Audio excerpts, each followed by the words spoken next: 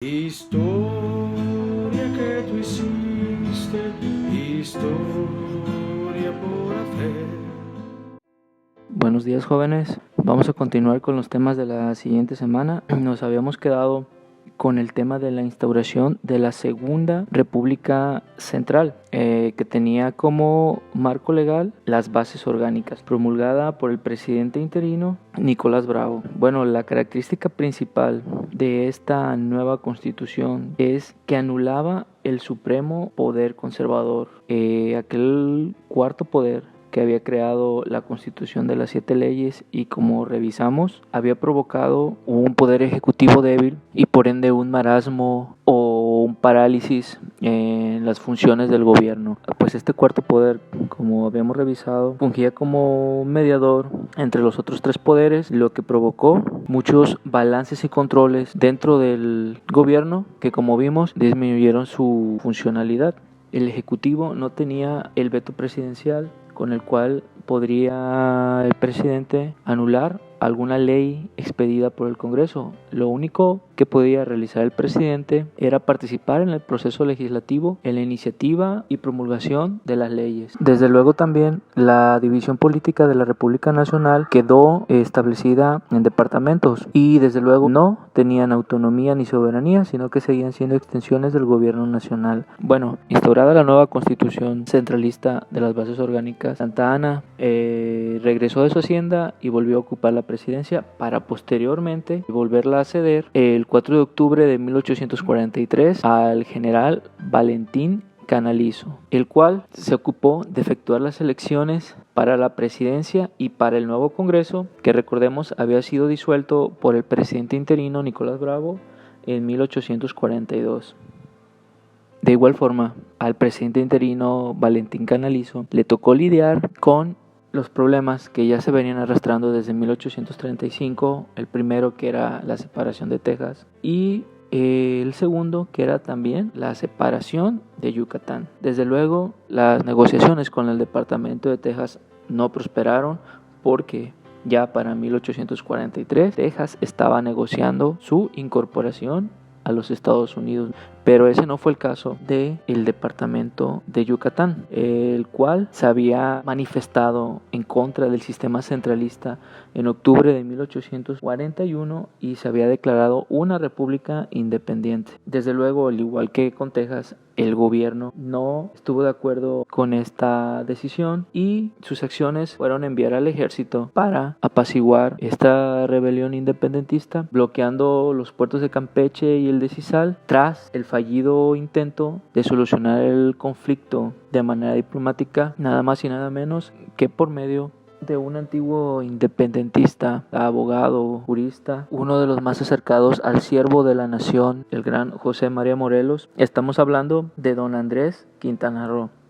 Recordemos que Quintana Roo, cuando estaba con Morelos allá por 1813, luchando por la independencia, fungió por su gran capacidad intelectual, por su conocimiento de las leyes, como secretario particular de Morelos y estuvo presente. Él fue el que redactó de viva voz de Morelos aquella declaración de independencia que sería la base del Congreso de Anáhuac 1813, los sentimientos de la nación. Quintana Roo estuvo casado, como sabemos, con Leona Vicario, sobrina de tal vez el notario más importante por las épocas de la independencia, que era fiel al régimen colonial. Estamos hablando del abogado Agustín Pomposo Fernández de San Salvador. Quintana Roo trabajó en la notaría, era discípulo de Pomposo, donde conoció a la sobrina Leona Vicario. Inmediatamente ambos se enamoraron y a escondidas del tío comenzaron a escribirse cartas y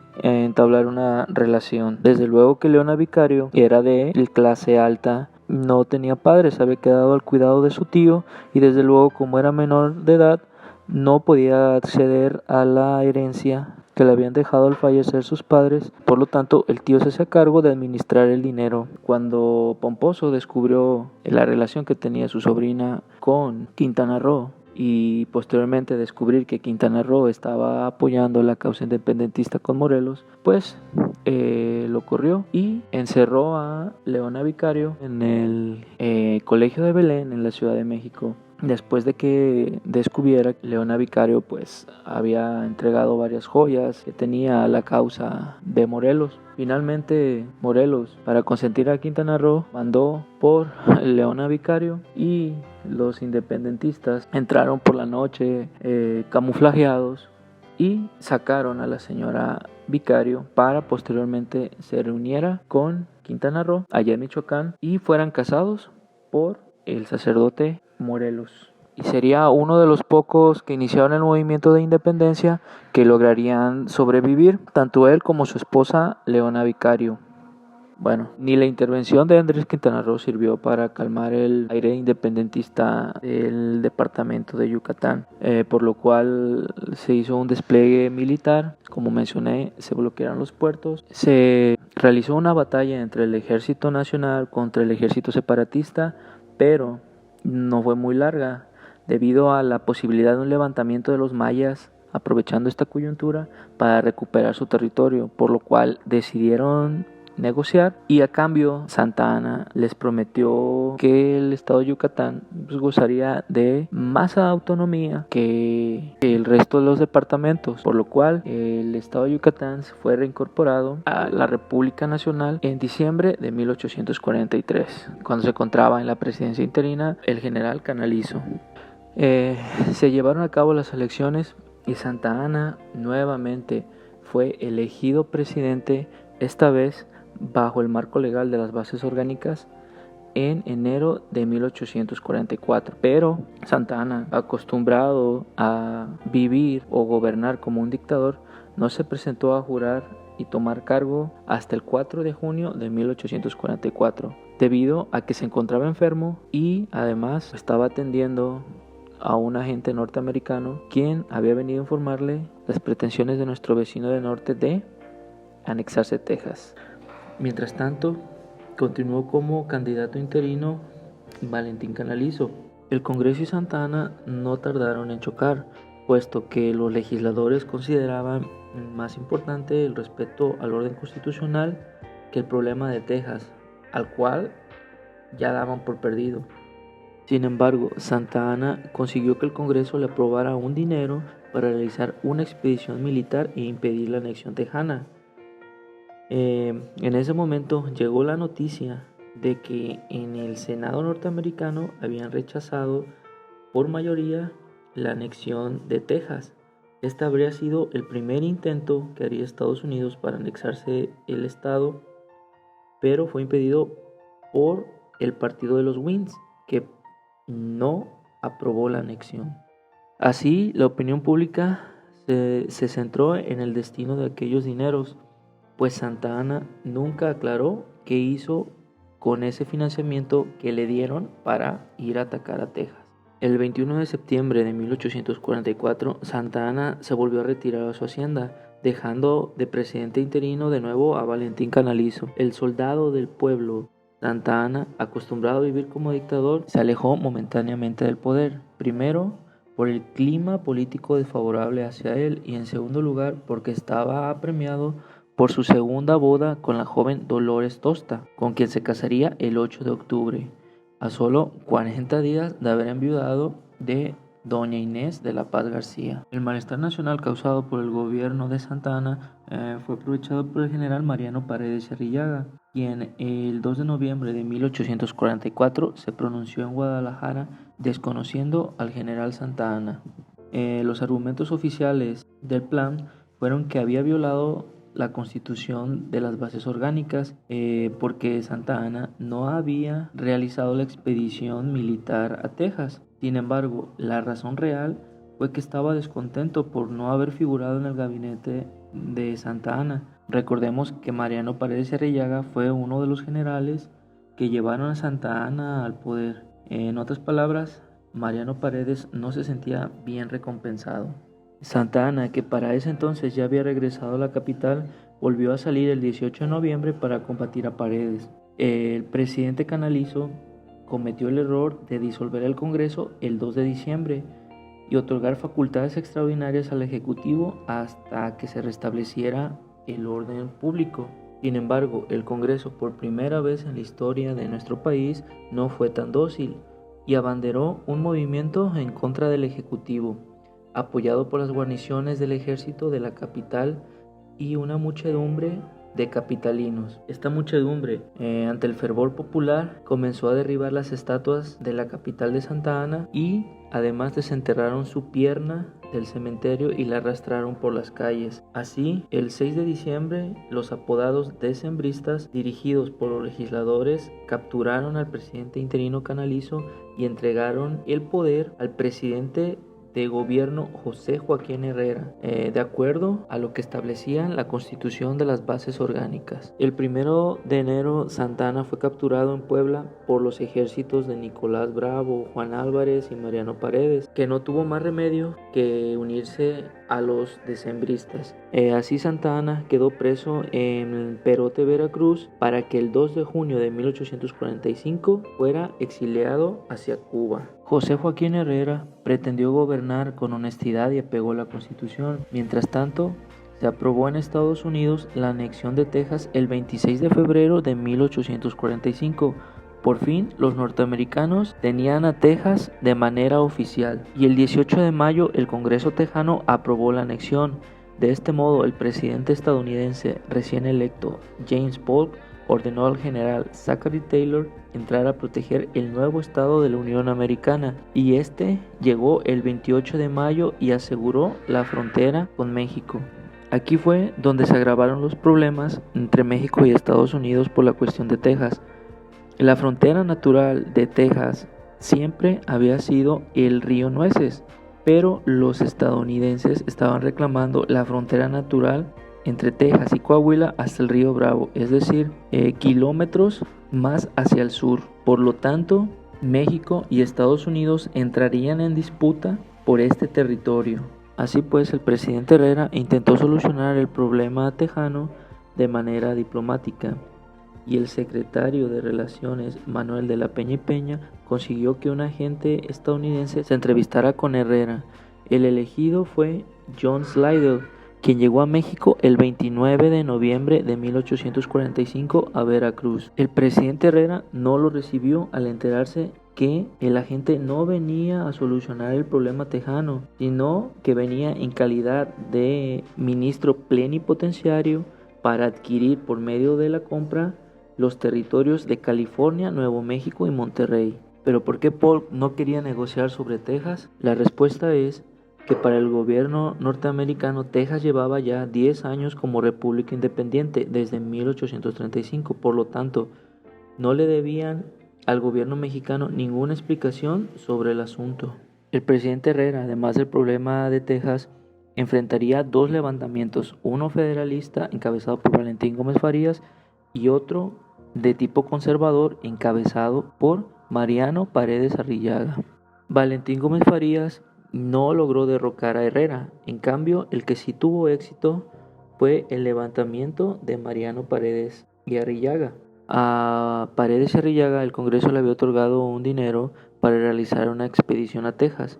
En vez de realizar esto, aprovechó ese dinero para que el 14 de diciembre de 1845, junto con el comandante de Veracruz, Manuel Romero, impulsaran un movimiento contra el presidente, acusando injustamente a Herrera de haber negociado con el agente estadounidense Slidell la venta de territorio. Farías escribió que no se necesitaba tener mucha perspicacia para darse cuenta que los hombres que estaban detrás del jefe del ejército, Mariano Paredes, eran conservadores y querían demostrar al mundo que México no podía gobernarse a sí mismo impulsando una monarquía. Y efectivamente se trataba de un movimiento para impulsar una monarquía y que un príncipe de la familia real España viniera a gobernar México. Detrás de todo se encontraba Lucas Alamán. El general Valencia, comandante del ejército en la capital, se unió al movimiento de Paredes y Herrera se vio obligado a renunciar el 30 de diciembre de 1845. Paredes entró el 2 de enero de 1846 a la Ciudad de México, disolvió el Congreso y nombró una junta de representantes que inmediatamente lo nombraron presidente interino. También es importante mencionar que el 27 de enero Mariano Paredes convocó a un congreso extraordinario que sería encargado de elaborar una nueva constitución. Desde luego, Paredes y Lucas Alamán querían que el tipo de gobierno fuera una monarquía y por lo tanto suspendió la constitución de las bases orgánicas. Lucas Alamán y el embajador español en México, Salvador Bermúdez, se declararon abiertamente en pro de una monarquía el 2 de febrero de 1846, cuando escribieron un artículo en el periódico El Tiempo, que era propiedad de Alamán, indicando que México debería volcarse al monarquismo e invitar a un príncipe de la familia reinante de España para que de este modo se unificara el país y tener un aliado importante contra la invasión estadounidense que se avecinaba. Desde luego, en México aún existía el sentimiento o el odio hacia los españoles, conocido como antiespañolista, y de inmediato el impulso de la monarquía causó odio popular. Incluso la población saqueó la casa del embajador Bermúdez en la capital. Esta declaración abierta hacia el monarquismo fue la señal que necesitaban los federalistas liderados por Valentín Gómez Farías para decidirse a iniciar un nuevo movimiento y evitar que México cayera en una monarquía. La oportunidad se presentó cuando un antiguo liberal, Crescencio Rejón, que era muy buen amigo de Santa Anna, se encontraba en Cuba tratando de convencerle para que se uniera a la causa federalista. Desde luego, el eterno oportunista Santa Anna, sin muchos ruegos, aceptó ayudar de nuevo al país, aunque declaró que solo sería como soldado, que esta vez no estaba interesado en llegar al poder. Farías y los federalistas no confiaban en Santa Anna. De seguro les volvían los recuerdos de 1835, cuando Santa Anna los traicionó y echó atrás la primera reforma liberal que había llevado Valentín Gómez Farías. Aún así, a los federalistas no les quedaba más que arriesgarse a unirse con Santa Anna, ya que la implementación de una monarquía era un hecho real en el país. Santa Anna, que era un viejo lobo de mar, al mismo tiempo que negociaba con los federalistas, también entró en pláticas con el presidente norteamericano Polk. Esto sucedió por medio de un amigo cercano de Santa Anna, el coronel norteamericano Alexander Atocha, que le informó al presidente Polk la intención del soldado del pueblo Santa Anna de regresar al poder y también la intención que tenía este de llegar a un acuerdo con Estados Unidos. Desde luego a Polk le convenía impedir que una potencia europea apoyara a México al implantarse una monarquía y prefería que Santa Anna tomara la presidencia. Así mataba dos pájaros de un tiro, aseguraba un acuerdo con México, adquiría más territorio y además fortalecía la doctrina Monroe, América para los americanos. Así pues, los federalistas, ya aliados con el exiliado Santa Anna, iniciaron su levantamiento en contra de Paredes y el intento de monarquía. El 15 de abril de 1846, Juan Álvarez se pronunciaba en el sur por el regreso de la Constitución de 1824 y de Santa Anna. Las guarniciones de Mazatlán y Guadalajara lo secundaron al grito de "muera el príncipe extranjero" como repudio a una monarquía. Paredes salió a combatir a los federalistas en lugar de organizar el ejército que defendería al país, ya que Estados Unidos había declarado la guerra a México el 13 de mayo de 1846 por un incidente en Rancho Carricitos, del cual hablaremos después. Santa Anna estaba preparándose en Cuba para regresar cuando la flota norteamericana bloqueó el puerto de Veracruz. Esto, desde luego, obligó a Santa Anna a dilatar su regreso. Sin embargo, Polk había dado órdenes al comodoro Conner, que era el comandante de los barcos que bloqueaban el puerto, que si Santa Anna intentaba pasar, que se lo permitiera. Como habíamos dicho, Polk le interesaba que Santa Anna tomara el poder de México, y más aún porque, como lo habíamos comentado, Atocha le había asegurado a Polk que Santa Anna sí quería llegar a un acuerdo, algo que el presidente norteamericano no había conseguido ni con Herrera ni con Mariano Paredes.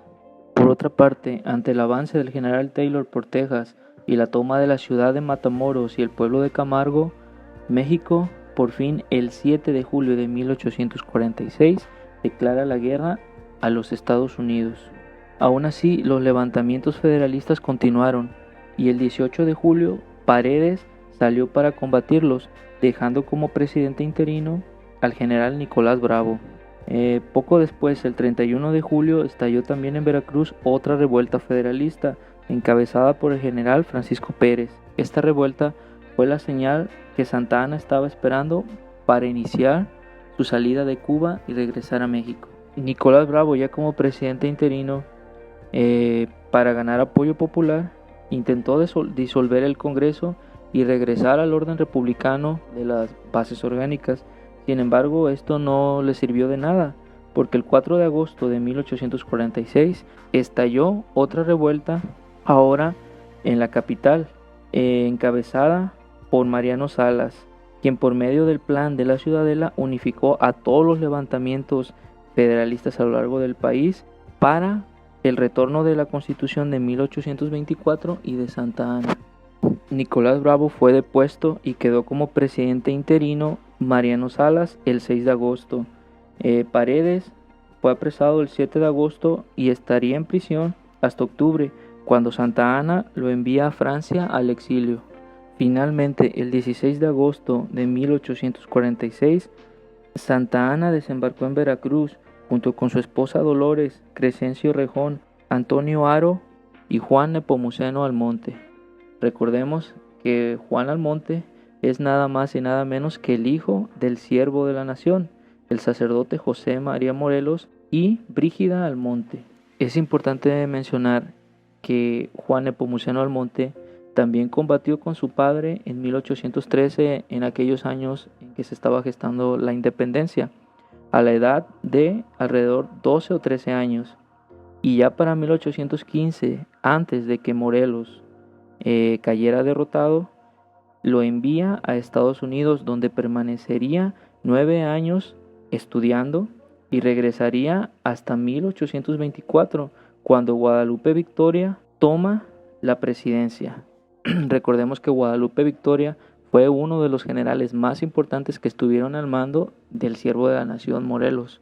Bueno, en su exilio, Juan Almonte se volvería un antiestadounidense. Ese sentimiento se le incrementaría más con el resultado de la guerra. Juan Nepomuceno quedaría convencido del egoísmo norteamericano, al punto que en 1863 apoyaría la implantación de la monarquía de Maximiliano de Habsburgo. Bueno, finalmente Mariano Salas, con el decreto del 22 de agosto de 1846, daba por terminada la Segunda República Central e inauguraba la Segunda República Federal en la historia de nuestro país, con el retorno de la Constitución de 1824. Sin embargo, como veremos más adelante, el regreso del federalismo, más que ayudar a la guerra contra los Estados Unidos, entorpecería hasta cierto punto la defensa. En primer lugar, porque sabemos que con la Constitución de 1824, los departamentos pues volvían a ser estados, libres, soberanos y autónomos. Esto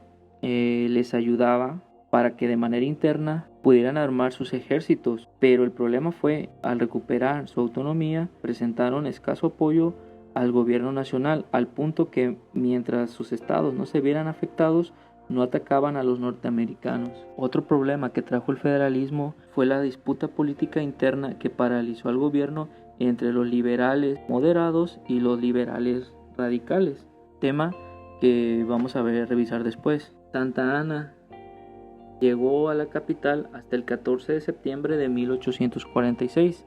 De inmediato tomó el mando del ejército y se dirigió a San Luis Potosí para armar una campaña contra Zachary Taylor, que para ese entonces ya estaba a las puertas de Monterrey. Finalmente, el 23 de diciembre, el Congreso eligió presidente Santa Anna y vicepresidente a Valentín Gómez Farías, quedando como presidente interino, ya que Santa Anna estaba combatiendo a los norteamericanos. Historia que tú hiciste, historia por hacer.